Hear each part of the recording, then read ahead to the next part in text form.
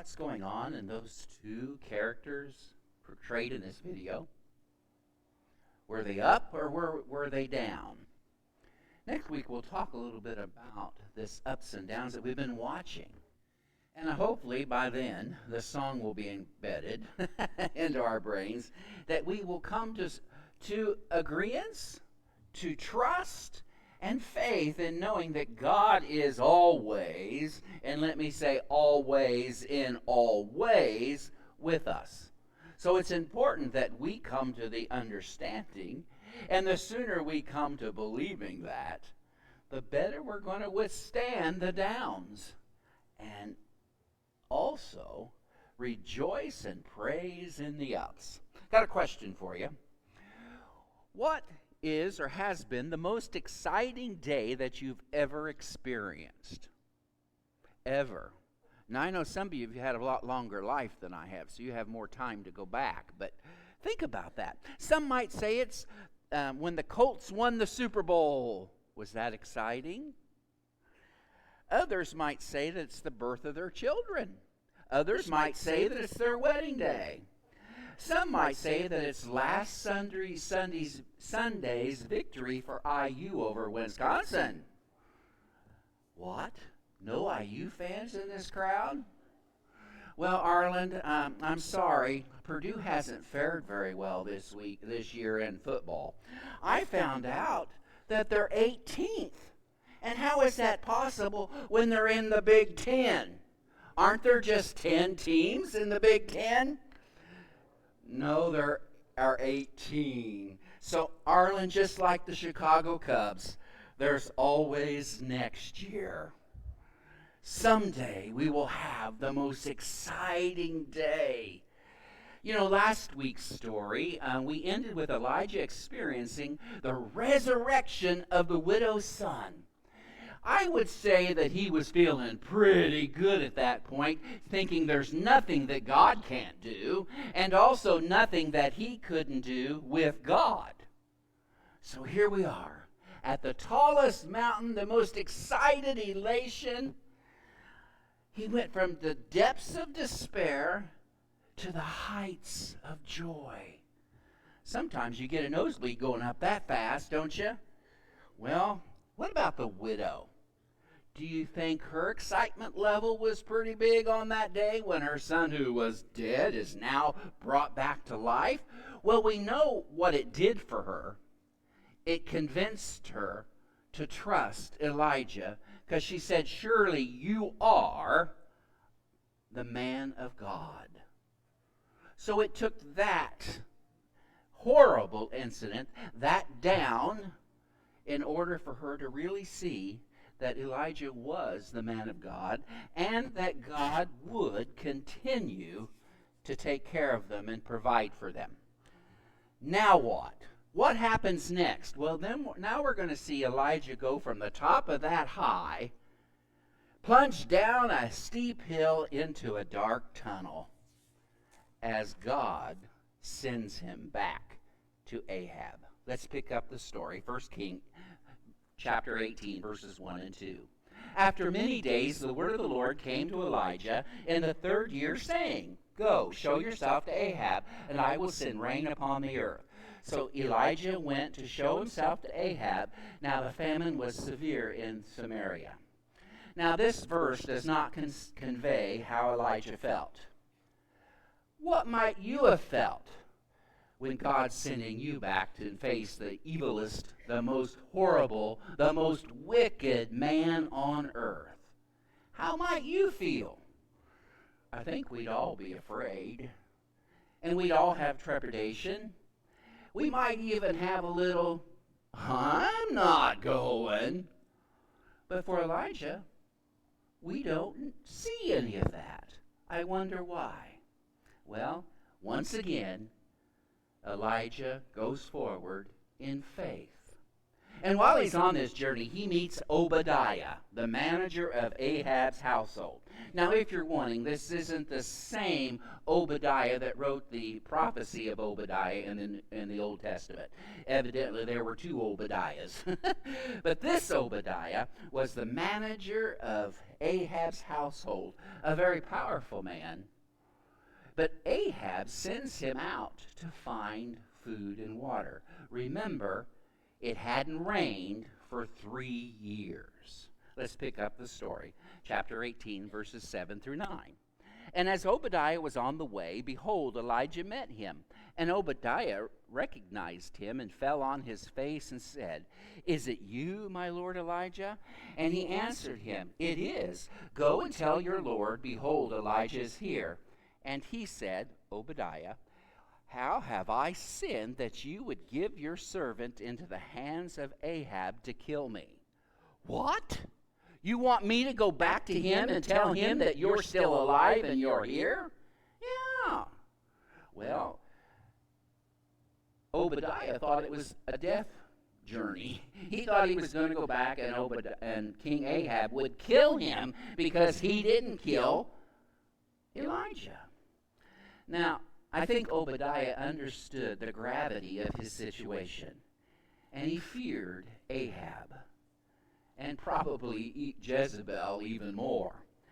But because of that, Obadiah went in faith, even when he was afraid.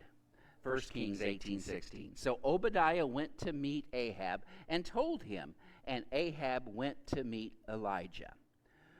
Well, that was easy. In a matter of 2 sentences, we don't see Obadiah getting in trouble at all.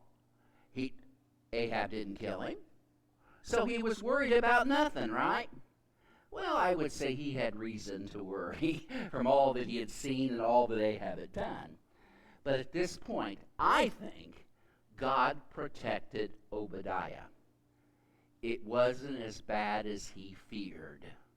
So just maybe what God did for Obadiah was miraculous. But just chew on that for a little bit. Now, as we continue, we're going to go to verses 17 through 19. Let's pick up the story. When Ahab saw Elijah, Ahab said to him, It is you, you troubler of Israel. And he answered, I have not troubled Israel, but you have, and your father's house, because you have abandoned the commandments of the Lord and followed the Baals. Now, therefore, send and gather all Israel to me on Mount Carmel, and 450 prophets of Baal and 400 prophets of Asherah, who eat at Jezebel's table. Now remember, Jezebel was not an Israelite. She was a pagan. Elijah's straightforward with Ahab. He doesn't candy coat his words. He tells him exactly what to do. To bring all the people and those 850 prophets to Mount Carmel. Does Ahab do what Elijah told him to? Let's read on, verses 20 through 22. So Ahab sent to all the people of Israel and gathered the prophets together at Mount Carmel. And Elijah came near to all the people and said, How long will you go limping between 2 different opinions? If the Lord, big L, is God, follow him. But if Baal, then follow him. And the people did not answer him a word. Then Elijah said to the people, I even only am left as a prophet of the Lord, but Baal's prophets are 450. Now, Mount Carmel has nothing remotely anything similar to our Carmel or Carmel by the sea in California. You see, this was a very rugged, mountainous area. Mount Carmel is one of the highest peaks in all of Israel. Now, it's in the north. It's about 75 miles from Tel Dan, where Ahab and Jezebel had their palace and, of course, ruled their northern kingdom. Well, so picture this. Elijah is standing on the highest mountain in the area so that nearly 3 million people could see him. Now, 3 million. Now, that's quite a few, isn't it? Do you know Indianapolis is just over 1 million? So that would be 3 Indianapolises all surrounding this mountain.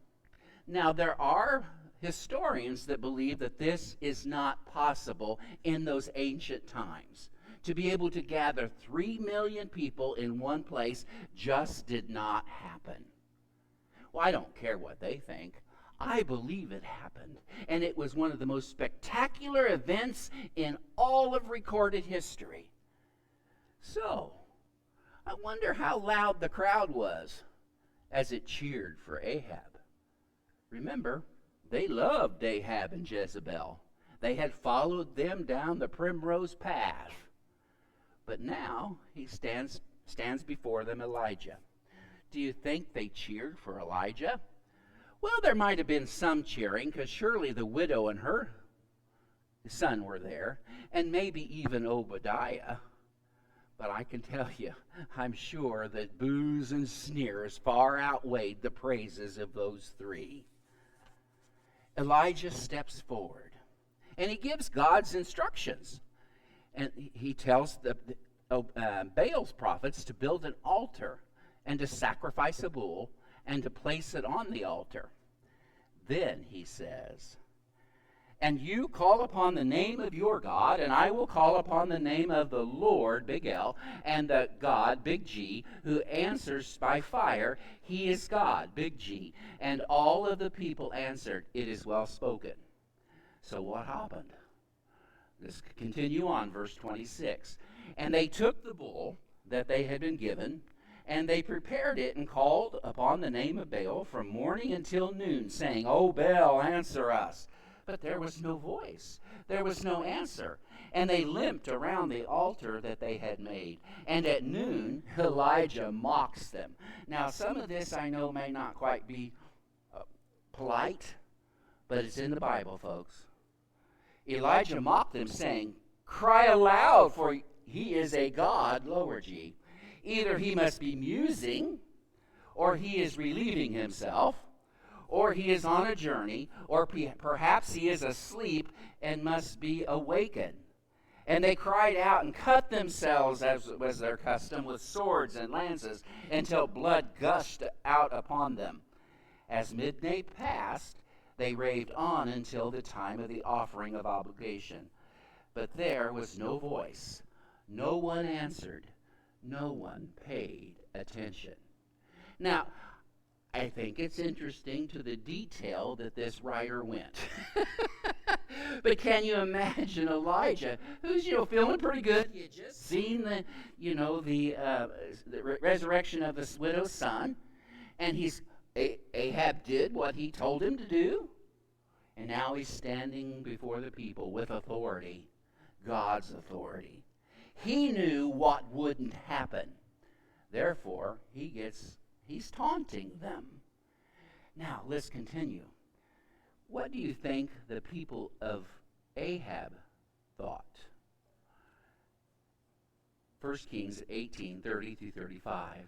"Then Elijah said to all the people, 'Come near to me.' And all the people came near to him, and he repaired the altar of the Lord that had been torn down. Elijah took 12 stones, according to the number of the tribes of sons of Jacob, to whom the word of the Lord came, saying, 'Israel shall be your name.' And with the stones he built an altar in the name of the Lord, and he made the trench about the altar, as great as would contain 2 slees of seed. And he put the wood in order, and he cut the bull in pieces and laid it on the wood. And then he said, 'Fill 4 jars of water and pour it on the burnt offering and on the wood.' And he said, 'Do it a second time.' And they did it a second time. And he said, 'Do it a third time.' And they did it a third time. And the water ran around the altar and filled the trench also with water." Again, very detailed instructions. He built the altar, rebuilt the altar, because there had been an altar there to God. He rebuilt the altar. He's got their attention, and now he's dousing it with water. Why water? Well, if you've ever tried to start a fire with wet wood, what do you get? Smoke. Not much fire. Again, I believe this happened for a reason. to make it even more miraculous. Let's continue on.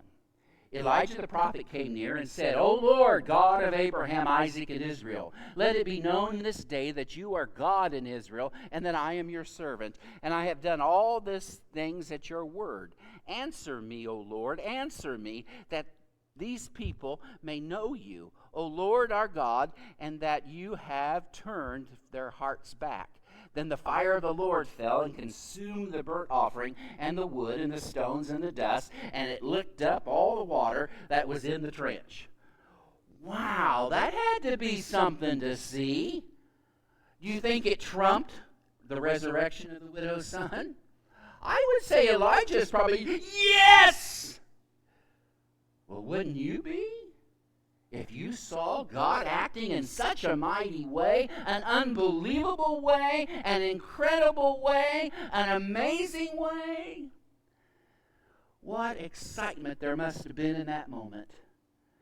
Do you think the people were cheering when it happened? Let's read on. I have the answer. And when all the people saw it, they fell to their faces and said, The Lord is God. The Lord is God. And Elijah said to them, Seize the prophets of Baal, let none of them escape. And they seized them, and Elijah brought them down to the brook of Kishon and slaughtered them there. Graphic. Now, when it says, he took them down to the brook, and he slaughtered them. When you look at some translations say he did more than just slaughter the 450 prophets of Baal. He slaughtered the 400 prophets of Asherah too. 850 men slaughtered. Unbelievable. Can't imagine how Elijah could do that if it wasn't by the power of God. At that moment, what do you think Elijah felt? God is God. Even if I was afraid, I trust him. Even if I didn't want to go, I trusted him. Trust allowed Elijah to follow, even when he didn't understand, even when God was doing things that seemed weird, and even in the face of losing his life, God provided and God acted in a mighty way. Now, that's all we're going to do of the story today, because we want to end on this exciting moment. Have you had an exciting moment like that? Kind of makes our moments of excitement look a little calm, doesn't it? But folks, each of us has a moment in our lives when we are overjoyed and overwhelmed with amazement. In those exciting days, do they involve God? Oh. Maybe, maybe not. My reason for using Elijah is also to underscore not just that God provided for Elijah, but that God acts. He does things. He listens. You see, over this past roller coaster ride that we've been on for the past 3 weeks, we have seen and witnessed Elijah learning lessons about God. First, he learned God, he's always knows everything. It's a big thing to know about God. Secondly, he always provides exactly what we needed. Always, and in all ways. Third, he always hears his cry. And fourthly, he always acts. Now, if we could take the story of Elijah's life and we can look back on ours, can we see these igniting mountaintop experiences? I hope so. But we may be wondering, we've all had good days. Have we given God the credit for them? Maybe it's less about our doubts and more about our faith in knowing that every good and perfect thing is from God. We only need to look back, look around, and look closer to see God at work in our lives. That's the truth. That's the truth that Elijah's story bears witness to, and a lot of other stories in God's Word.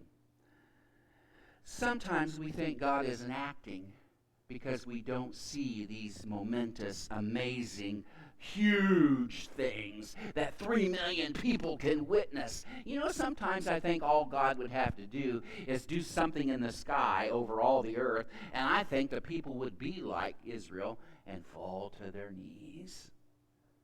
But that's not how He's chosen to do it. You see, God is doing miraculous things in our lives. We're just not giving Him the credit for. Because God works in the individual's lives. In the now I've got indivisible in my mind. Individual's heart. He wants to save the heart of those who don't believe. He wants to encourage the heart of those who are trying to believe. And He wants to inspire and, to get those that do believe to do even more. Because God's acts, whether they're big or whether they're small, are always miraculous. Now, I think it has to do more with our eyes and our focus than anything else. Now, there's a phrase out there, so, well, he's definitely got rose-colored glasses on. Have you heard that phrase before? What does that mean? That means they're being overly optimistic, aren't they? They're really not seeing the truth. But what about if they were to say, oh, he has gray-colored glasses on? Well, that tells us that they're only seeing the dismal and the bad. What does it mean if you've got jade-colored glasses on? That means you're looking at something cynically and doubting it. What glasses are we looking through as we look back on our lives, as we look around in our lives, as we look ahead to see what God is doing, to see how God is doing by looking at what He's done, what He's doing, hopefully to give us the faith that what He will do will be exactly what we need. The Apostle Paul wrote these words to the church at Corinth. So we do not lose heart, though our outward self is wasting away. Our inward self is being renewed day by day. For these light and momentary afflictions is preparing for us an eternal weight of glory beyond all comparison, as we look not to the things that are seen, but to the things that are unseen. For the things that are seen are transient, but the things that are unseen are eternal. Maybe the big things in our lives weren't our effort. Maybe they were God's effort. Oh, I'm going to take the word maybe out of it. God has only used you to accomplish big things in your life. But maybe we're not even seeing the small things that He's doing, because just maybe we're not wearing the same glasses that Elijah had and the same glasses that Obadiah had. The glasses of faith. Then that helps us to see and to believe things we do not understand, things that we can't see as possible. It takes our eyes of faith to see those things that are unseen, to see God at work when we can't see anything but the trouble, the problem, or what He didn't do. Paul also wrote in the book of Hebrews, chapter 12, verses 1 and 2. Therefore, since we are surrounded by a great cloud of witnesses, let us lay aside every weight and sin which clings so closely, and let us run the race with endurance, the race that is set before us, looking to Jesus, the founder and perfecter of our faith. For who for the joy has set before him endured the cross, despising the shame, and is seated at the right hand of the throne of God. Where must we be focused? On Jesus. Is that easy to see in your life every day? Maybe we can't see him because Jesus isn't a part of our everyday. Ouch. When we only see the trouble and the trial and we don't see him, maybe we don't have the right glasses on. Maybe we do need to have our eyes checked and our hearts focused. God will show us what he's doing. We just need to look in faith and trust. It may not be in a big way. It may not be in a way that millions of people will see. But what he needs each of us to see is how he's working in our lives. He does know what you're going through. He does provide what we need. He does hear our cries, and he sees our plight. And overall, he does and will act. Elijah learned these lessons. Can we? Now, I'm going to draw a circle around this pulpit and include myself too, because sometimes I can only see the trouble. I can only sometimes can't see the good. I just need to change my glasses and just continue in faith, just like Elijah, just like Obadiah. When we don't understand, and even if we're fearful for our life, we need to know that God acts. He always does, he always is, and he always will. We just need to take a focus. Look back, look around. Look through your eyes of faith. Let's stand and let's sing.